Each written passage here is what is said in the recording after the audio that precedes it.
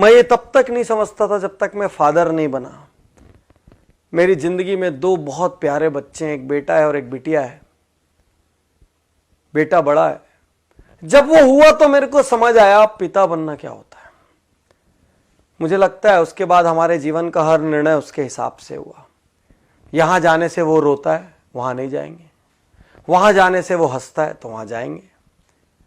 उसको इस तरीके की पिक्चरें पसंद है तो ऐसी पिक्चरें जाएंगे। उसको मॉल में जाना पसंद है तो मॉल में जाएंगे।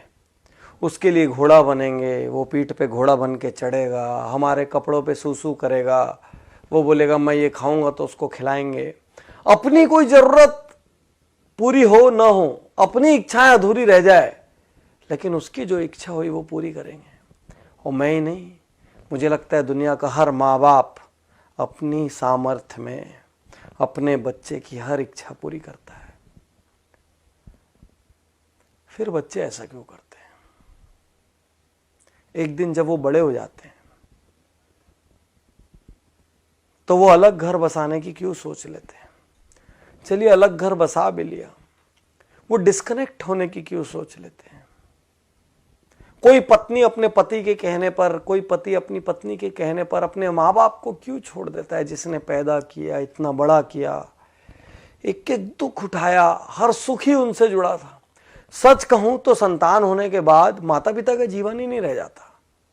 संतान हंसता है तो वो हंसते हैं, और संतान रोती है तो वो रोते हैं। फिर बच्चे ऐसा क्यों करते हैं? एक पिता रात को बिस्तर पर लेटे हुए थे। उनका युवा बेटा, जो कि कहीं नई नई जॉब पर लगा था, वो अपनी टेबल पर काम कर रहा था। अचानक छत में कुछ खड़खड़ाने की आवाज आई। पिता ने उससे कहा, बेटा छत में कुछ आवाज आ रही है, देखो कुछ गलत ना हो जाए।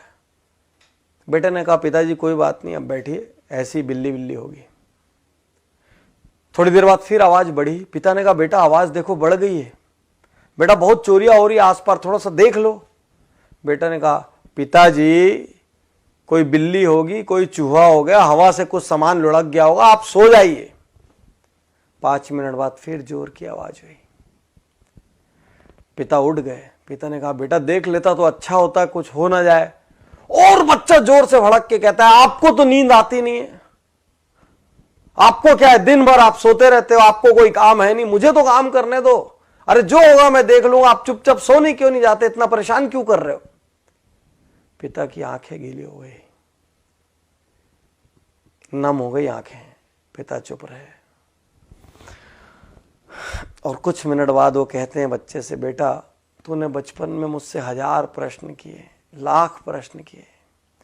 आसमान नीला क्यों होता है, बारिश कैसे होती है, सूरज कैसे उगता है, चंदा मामा में कौन रहता है, गाड़ी कैसे चलती है, पतंग कैसे उड़ती है। बेटा मैं तेरे हर प्रश्न का जवाब देता रहा। कभी नहीं जानता था तो झूठ मूठ का देता रहा, कभी कहीं से पूछ के देता रहा, कहीं से पता करके देता रहा। बेटा मैं तेरे पर कभी गुस्सा नहीं हुआ कि आसमान नीला क्यों होता है तो तेरे को क्या करना है उससे। बेटा मैंने कभी नहीं कहा, और आज तो मेरी छोटी सी बात से बुरा मान गया। यही तो सच्चाई है दुनिया की। एक संतान के लिए माता पिता अपना हर सुख दांव पे लगा देते हैं। वही संतान बाद में जेनरेशन गैप का नाम दे देती है। वही संतान बाद में कहती है हमारे विचार मेल नहीं खाते। विश्वासघात है ये, गलत है ये। जितना आपकी सामर्थ्य हो उतना आपको करना चाहिए। मैं ये नहीं कहता कि आप श्रवण कुमार बन जाए और कांधे पर उठाकर लेके जाएं, लेकिन जितनी आपकी सामर्थ्य हो उतना आपका दायित्व बनता है। और आपके माता पिता मॉडर्न नहीं है तो संकोच मत करिए। वो मॉडर्न इसलिए नहीं है क्योंकि वो उतने समृद्ध नहीं थे, उनके पास वो लग्जरीज नहीं थी, उनको इंग्लिश बोलना नहीं आता तो शर्म मत करिए, क्योंकि उस समय इंग्लिश मीडियम स्कूल नहीं थे, और थे भी तो उनकी क्षमता नहीं थी। क्षमता होती तो क्यों भला वो हल्के रहते। लेकिन आप ये तो सोचो कि उन्होंने आपके लिए क्या किया। उन्होंने ये तो किया कि आपको इतना सामर्थ्यवान बना दिया। अब आपका क्या दायित्व छोड़ के चले जाएं? अब आपका क्या दायित्व है बुढ़ापे में, जब उनको किसी के साथ की सबसे ज़्यादा ज़रूरत है? अरे किसी जॉब की वजह से, असाइनमेंट्स की वजह से पास ना रह पाए तो हर दिन एक फ़ोन तो कर सकते हैं,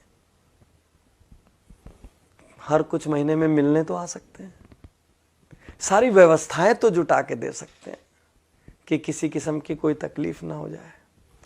बागबान पिक्चर आपने देखी होगी, मुझे उसमें आज भी अमिताभ बच्चन का एक सीन याद आता है, जब चश्मा बनाने के लिए उनका बेटा कहता है अभी पैसे नहीं है, काम चला लो, और छोटा सा बच्चा पैसे ला के देता है कि पापा पहले, दादाजी पहले चश्मे बनवा लो।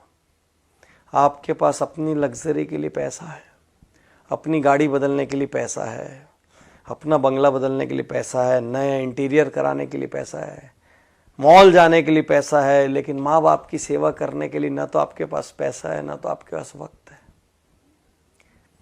सिर्फ एक प्रश्न है, यदि आपकी संतान ने ऐसा किया तो आप क्या करेंगे? यदि आपकी संतान ने ऐसा किया तो आप क्या करेंगे? आप बोलेंगे नहीं, मेरी संतान तो कर ही नहीं सकती। लेकिन आपके माँ बाप ने भी तो ये नहीं सोचा था ना कि आप ऐसा करेंगे, नहीं तो आपको दूध क्यों पिलाते, आपको बड़ा क्यों करते जब एक दिन विश्वासघात लेना था तो। आज आप जो कर रहे हैं ना, वो कल आपके साथ भी हो सकता है। सोचिए, गणेश जी ने माता पिता के 3 चक्कर लगा लिए थे और उसी से उनका दुनिया का सारा चक्कर हो गया था। माता पिता हैं, ये भी भाग्य की बात है। मैं ज़्यादा जानता हूँ, मेरे पिता का निधन जब मैं बहुत छोटा था तब हो गया था, और जब मैं सामर्थ्यवान हुआ तो मेरी माता का निधन हो गया। मैं सहानुभूति के लिए नहीं कह रहा हूँ, मैं दुर्भाग्यशाली मानता हूँ कि आज मैं जहाँ भी हूँ, जिस मुकाम पर भी हूँ, जितना सक्षम भी हूँ, मेरे घर में कोई बड़ा नहीं है वो बांटने के लिए, और वो कमी खलती है हर पल। आज आपके पास है तो ग्रांटेड मत लीजिए। आप किसी देश में जॉब कर रहे हो, किसी शहर में जॉब कर रहे हो, एक कॉल अपने माँ बाप को कर सकते हैं। 2 मिनट के लिए व्हाट्सएप कम कर दीजिए, उस दिन 5 मिनट के लिए फेसबुक मत देखिए, कर सकते हैं। अपनी सैलरी का कुछ हिस्सा बिना किसी स्वार्थ के आप अपने माँ बाप के लिए रिजर्व कर सकते हैं, बिल्कुल कर सकते हैं, हक है उनका, और उनकी सारी जरूरतें पूरी हो जाएं।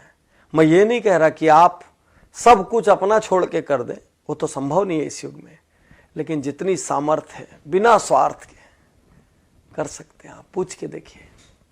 और यदि आपकी संतान ने ऐसा कर दिया ना साथियों, तो याद रखना ये बीज आपका बोया हुआ है। याद रखना आप, ये बीज किसी और ने नहीं बोया है। हर किसी से मैं कहता हूं, अपने माँ बाप का बहुत आदर करो, क्योंकि आपकी संतान वही करेगी जो आपको करते हुए देख रही है। आप माँ बाप का अनादर करो और अपनी संतान से कहो मेरा आदर करना संभव नहीं है।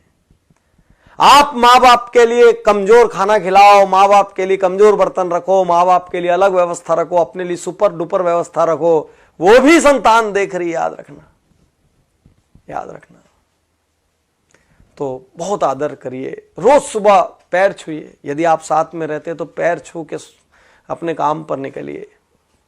हफ्ते में 1 दिन 2 दिन, घंटा 2 घंटा वक्त दीजिए, बिना बात बैठिए।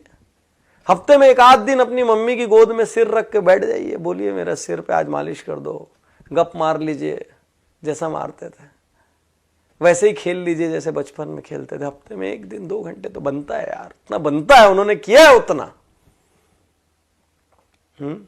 कर सकते हैं, उनकी सुख सुविधा की व्यवस्था कर सकते हैं।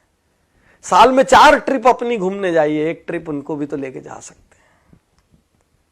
वो धर्म करना चाहे तो धार्मिक जगह पे ले जा सकते हैं, कहीं और ले जा सकते हैं, लेकिन ले जा सकते हैं ना। कुछ ऐसा कीजिए ना कि आपके माँ बाप अपनी प्रार्थना में कहें कि हे भगवान, हर जन्म में मुझे ऐसी संतान देना। और आपकी संतान आपको देखकर कहे कि मेरे पापा मेरी मम्मी मेरे पापा अपने माता पिता का, मेरी मम्मी अपने सास ससुर का जिस तरीके से आदर सम्मान करती है, मैं भी वही करूं। यही तो संस्कार है। और क्या है संस्कार? जिसने आपको पैदा किया, जिसने अपनी पूरी जिंदगी होम कर दी आपके लिए, आप उसके नहीं हुए तो फिर आप किसके हो गए?